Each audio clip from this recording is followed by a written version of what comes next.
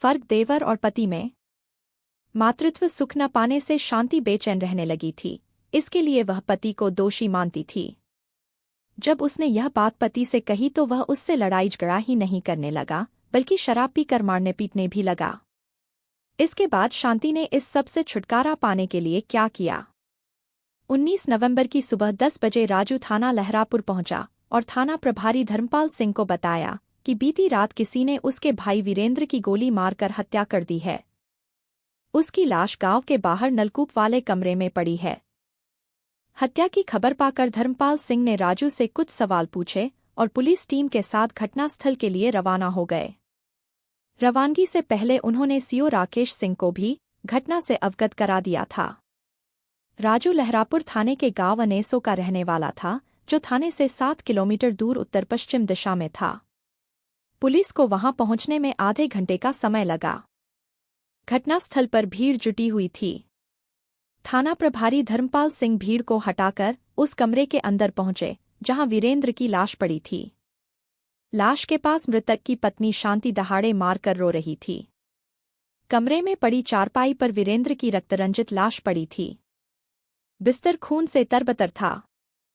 दीवारों पर भी खून के छींटे पड़े थे। वीरेंद्र के सीने में गोली मारी गई थी, जिससे उसकी मौत हो गई थी। मृतक की उम्र 35 साल के आसपास रही होगी। थाना प्रभारी धर्मपाल सिंह अभी जांच पड़ताल कर ही रहे थे कि सीओ राकेश सिंह भी आ गए। उन्होंने फोरेंसिक टीम को भी घटनास्थल पर बुला लिया था। टीम ने कमरे से साक्ष्य एकत्र कर लिए। राकेश सिंह ने भी घटनास्थल का बारीकी से निरीक्षण किया। मृतक की पत्नी, भाई तथा गांव के मुखिया से पूछताछ की। पूछताछ में मृतक के भाई राजू ने बताया कि उसका बड़ा भाई वीरेंद्र नलकूप की रखवाली के लिए रात को नलकूप के कमरे में सोता था। कभी कभी वह खुद भी वहां सो जाता था। बीती रात 8 बजे खाना खाकर वह नलकूप पर सोने आ गए थे। सुबह 8 बजे वह उनके लिए नाश्ता लेकर आया तो देखा कि किसी ने गोली मारकर उनकी हत्या कर दी थी। उसने हत्या की जानकारी पहले भाभी शांति को दी, उसके बाद गांव के अन्य लोगों को डोट। इसके बाद हत्या की सूचना देने थाना लहरापुर चला गया। तुम्हारे भाई की गांव में किसी से रंजिश तो नहीं है? राकेश सिंह ने पूछा। नहीं साहब, हमारी गांव में किसी से कोई रंजिश नहीं है। कोई लेन देन का विवाद? नहीं भैया, किसी से कोई लेन देन नहीं करते थे। हम अपनी हैसियत के मुताबिक ही रहते थे। कर्ज लेना भैया को बिल्कुल पसंद नहीं था।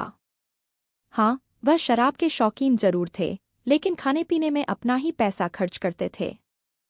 राकेश सिंह ने मृतक की पत्नी शांति से पूछताछ की तो वह फफक फक कर रो पड़ी। चंद मिनट बाद उसके आंसुओं का सैलाब रुका तो बोली, साहब, मेरे पति अच्छे भले थे।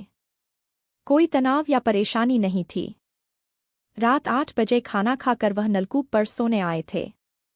पता नहीं रात में किसने मेरा सुहाग उजाड़ दिया। सुबह देवरजी उन्हें नाश्ता देने आए तो हमें उनकी हत्या की जानकारी मिली।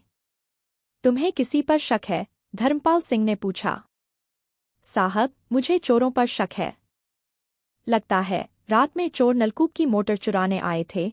वह जाग गए होंगे और चोरों को ललकारा होगा, तब उन्होंने गोली मार दी होगी।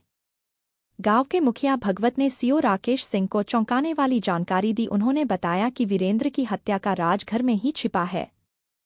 वीरेंद्र की पत्नी शांति का चालचलन ठीक नहीं है। उसके अपने देवर राजू से नाजायज रिश्ते हैं। वीरेंद्र उन अवैध रिश्तों का विरोध करता था। साथ ही शांति से मारपीट भी शक है कि शांति और राजू ने मिलकर वीरेंद्र को मार डाला है। यह जानकारी मिलते ही राकेश सिंह ने राजू को हिरासत में ले लिया और मृतक वीरेंद्र के शव को पोस्टमार्टम के लिए औरैया जिला अस्पताल भिजवा दिया। इसके बाद वह राजू को लेकर थाना लहरापुर आ गए। थाने पर राकेश सिंह तथा धर्मपाल सिंह ने राजू से पूछताछ शुरू की तो वह घड़ी पाली आंसू बहाने लगा। उसकी आंखों से बहते आंसू देखकर एक बार तो ऐसा लगा कि वह निर्दोष है। लेकिन जब धर्मपाल सिंह ने राजू से कड़ाई से पूछताछ की तो वह टूट गया और भाई की हत्या का जुर्म कबूल कर लिया। अगले दिन पुलिस ने राजू की निशानदेही पर हत्या में प्रयुक्त तमंचा भी बरामद कर लिया, जिसे उसने अपने खेत के पास झाड़ीपों में छिपा दिया था। राजू गिरफ्तार हुआ तो शांति घबरा गई। वह अपना सामान समेटकर भागने की तैयारी कर रही थी कि पुलिस ने उसे भी पकड़ लिया। थाने पर जब उसका सामना अपने देवर राजू से हुआ तो उसने भी सच बताना ठीक समझा। उसने बड़ी आसानी से अपना जुर्म कबूल कर लिया। चूंकि राजू और उसकी भाभी शांति ने वीरेंद्र की हत्या का जुर्म कबूल कर लिया था, इसलिए धर्मपाल सिंह ने मृतक के चचेरे भाई ध्रुवपाल को वादी बनाकर राजू व शांति के खिलाफ वीरेंद्र की हत्या का मुकदमा दर्ज कर लिया। इसके साथ ही दोनों को गिरफ्तार कर लिया गया। दोनों से की गई पूछताछ में अवैध रिश्तों की सनसनीखेज कहानी प्रकाश में आई। औरैया जनपद में तिरवाबिंदियापुर रोड पर एक कस्बा है, सहार। इसी कस्बे में रहने वाले राजकुमार की बेटी थी शांति। राजकुमार ने शांति का विवाह औरैया जिला के थाना लहरापुर के अंतर्गत आने वाले अनेसो गांव निवासी वीरेंद्र के साथ किया था। वीरेंद्र के माता पिता की मौत हो चुकी थी। वह अपने छोटे भाई राजू के साथ रहता था। उसके पास 10 बीघा जमीन थी जिसमें अच्छी उपज होती थी। कुल मिलाकर उनका जीवन खुशहाल था। देखते देखते 5 साल बीत गए, पर शांति की गोद सूनी ही रही। गोद सूनी रहने का दोष शांति अपने पति पर देती थी, जिससे दोनों में झगड़ा होता रहता था। इस झगड़े से वीरेंद्र इतना परेशान हो जाता था कि वह शराब के ठेके पर पहुंच जाता और फिर लड़खड़ाते कदमों से ही घर लौटता। धीरे धीरे 3 साल और बीत गए, लेकिन शांति को मातृत्व सुख नहीं मिला।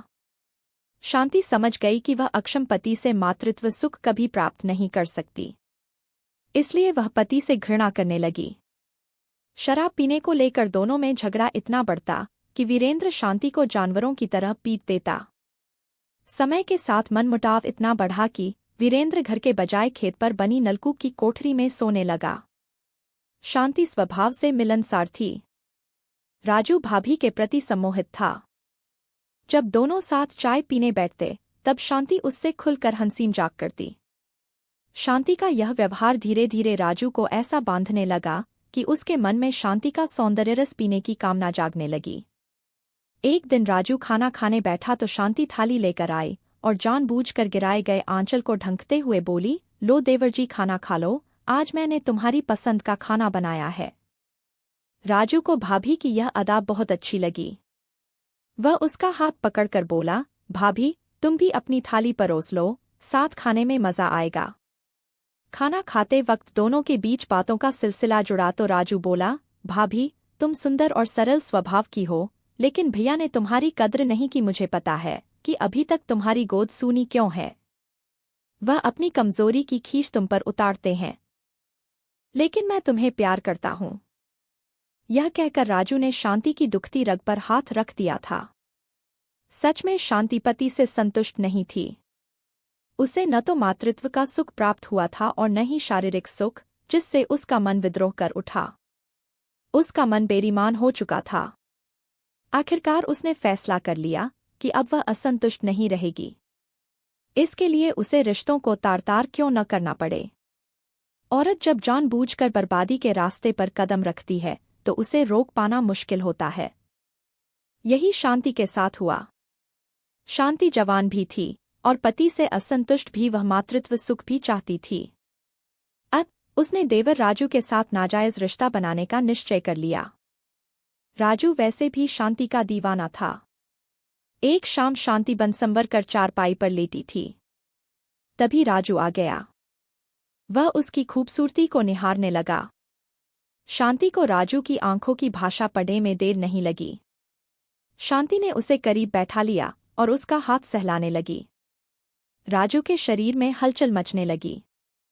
थोड़ी देर की चुप्पी के बाद होश दुरुस्त हुए तो शांति ने राजू की ओर देखकर कहा, देवर जी तुम मुझे बहुत अच्छे लगते हो, लेकिन हमारे बीच रिश्ते की दीवार है। अब मैं इस दीवार को तोड़ा चाहती हूँ। तुम मुझे बस यह बताओ कि हमारे इस नए रिश्ते का अंजाम क्या होगा। भाभी मैं तुम्हें कभी धोखा नहीं दूंगा। तुम अपना बनाओगी तो तुम्हारा ही बनकर रहूंगा, कहकर राजू ने शांति को बाहों में भर लिया। ऐसे ही कस्मों वादों के बीच कब संकोच की सारी दीवारें टूट गईं, दोनों को पता ही नहीं चला। उस दिन के बाद राजू और शांति बिस्तर पर जमकर सामाजिक रिश्तों और मान मर्यादाओं की धज्जियां उड़ाने लगे। वासना की आग ने उनके इन रिश्तों को जलाकर खाक कर दिया। राजू अपनी भाभी के प्यार में इतना अंधा हो गया कि उसे दिन या रात में जब भी मौका मिलता वह शांति से मिलन कर लेता। शांति भी देवर के पौरुष की दीवानी थी। उनके मिलन की किसी को कानोकान खबर नहीं थी। कहते हैं कि वासना का खेल कितनी भी सावधानी से खेला जाए, एक न एक दिन भांडा फूट ही जाता है। ऐसा ही शांति और राजू के साथ भी हुआ। एक रात पड़ोस में रहने वाली चचेरी जेठानी रूपा ने चांदनी रात में आंगन में रंगलियां मना रहे राजू और शांति को देख लिया। इसके बाद तो इनकी पापलीला की चर्चा पूरे गांव में होने लगी। वीरेंद्र को जब देवर भाभी के नाजायज रिश्तों की जानकारी हुई तो उसका माथा ठनका।